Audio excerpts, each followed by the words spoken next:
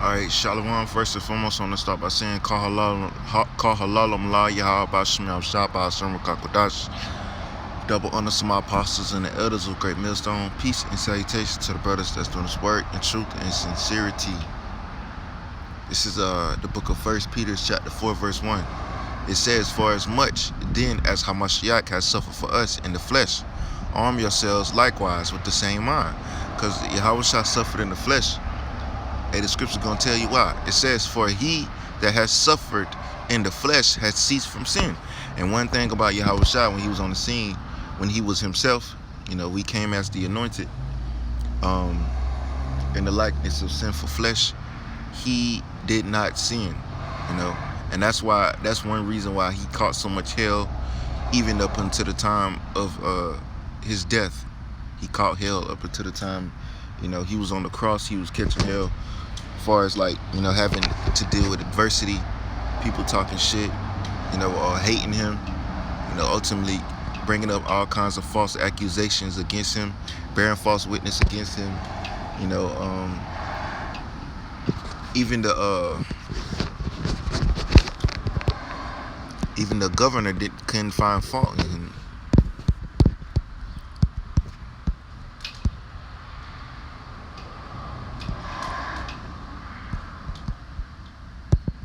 This is John 18:38. It says, Pilate said unto him, What is truth?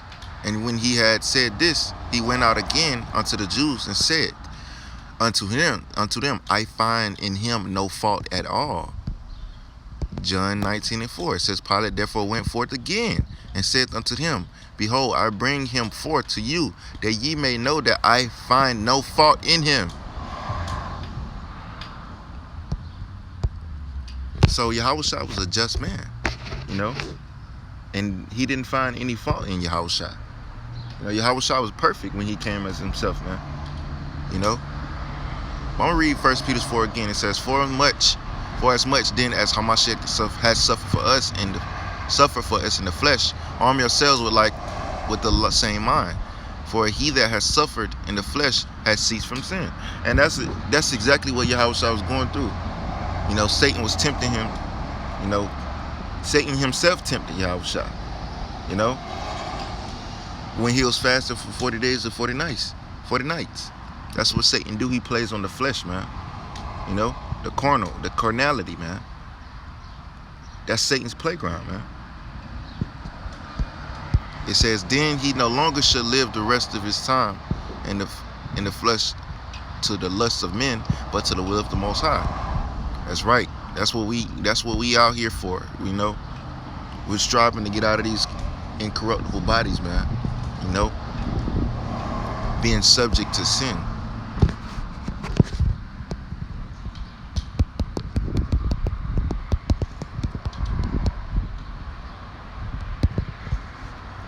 Romans 8:20, it says, For the creature was made subject to vanity, not willingly, but by reason of him who has subjected the same in love. So it wasn't our choice. This was according to the Lord's will, man, that we are made subject to vanity, subject to sin.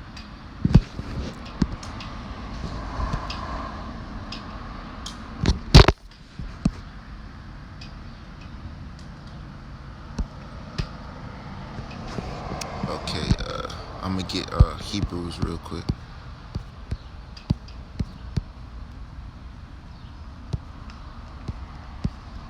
I just want to make this a little quick lesson through the Spirit, man. It was on my mind, so I had to knock it out real quick. This is Hebrews chapter 2, verse 10. It says, For it became him for whom are all things, talking about Yahweh, and by whom are all things, and bringing many sons unto glory, to make the captain of their salvation perfect through sufferings. So one thing Yahweh was, he was made perfect by his sufferings. Because remember, he didn't sin. And we face adversity, we suffer too, because we're ceasing from sin. We stopped eating pork. We stopped eating shrimp, crab, lobster. We followed the laws, statutes, and commandments to the best of our abilities, man. And we'll continue to do it. And that's why Satan is attacking us constantly and constantly. Satan is coming for us to get us to to give up, lose hope and faith in HaMashayach. That's what Satan wants, man. That's what Satan wants. He's our adversary, which the word shaitan means adversary. So he's doing his job. He's supposed to try us. He's supposed to test us. He's supposed to tempt us. Temptation. Hey, the scripture says, if thou become prepared to the Lord, the salat. I'm gonna let the scriptures speak. Sirach 2:1. It says, my son, if thou come to serve the Lord, prepare thy soul for temptation. So you got to prepare your mind, your heart, your body for, that you're going to get tested. Don't consider it a strange thing. Let me get that real quick in Peter's.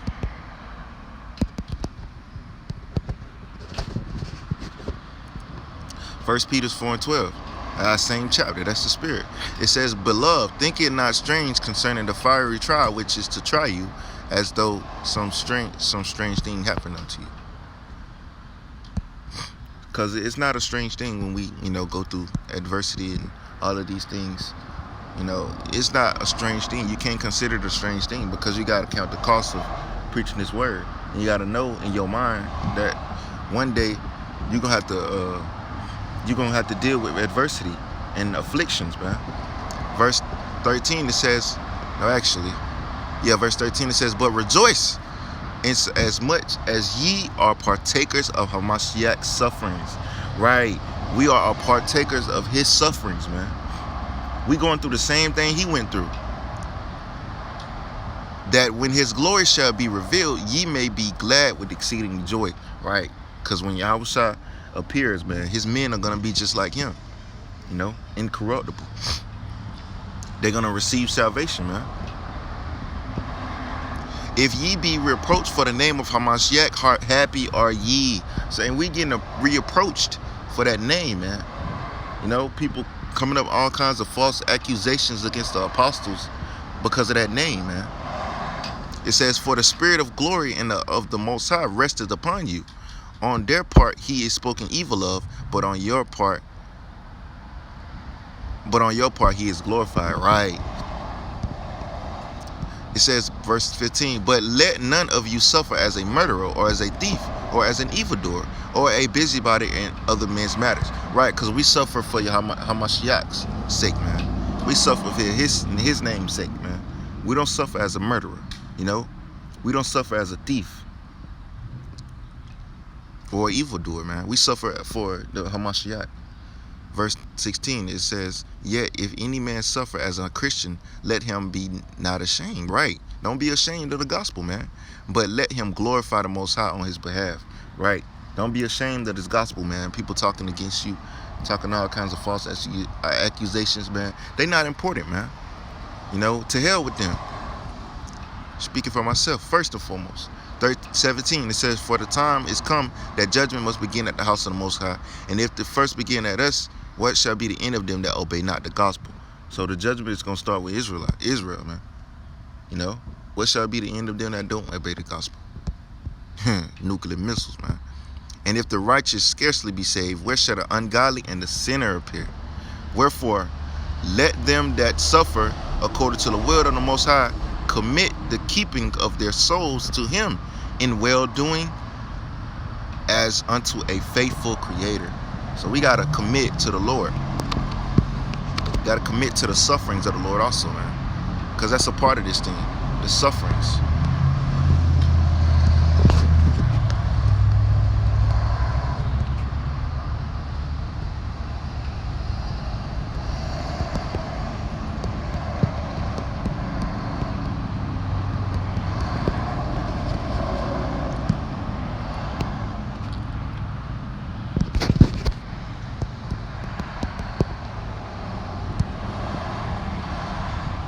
Okay, the word suffer means to, let's see, to tolerate.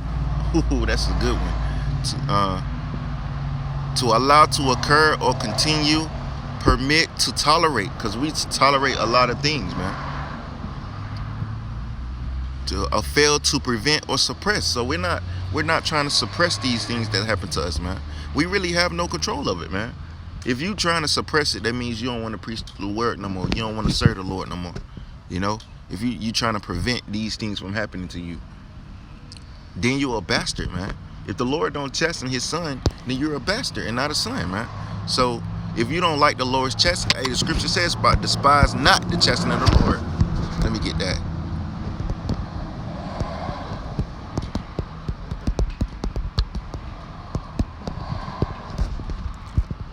Proverbs 33 and 11. 3 and 11. It says, "My son, despise not the chastening of Yahweh, neither be weary of his correction." And that goes for me too, man.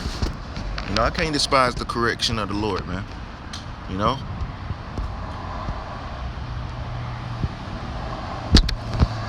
Okay, back to this definition. It says to be made, to undergo, endure, to be subjected to pain, death, punishment, judgment, grief. And one of the things that stick out most about this statement is the grief part, because HaMashayach was a man appointed with grief. It tells you that in the book of Isaiah chapter 53 verse 1. Not verse 1, but it's in that chapter. It tells you that he was a man appointed with grief. It says to bear, endure, resist, well, it's not resist, permit, tolerate, to bear, undergo, endure, carry or put under.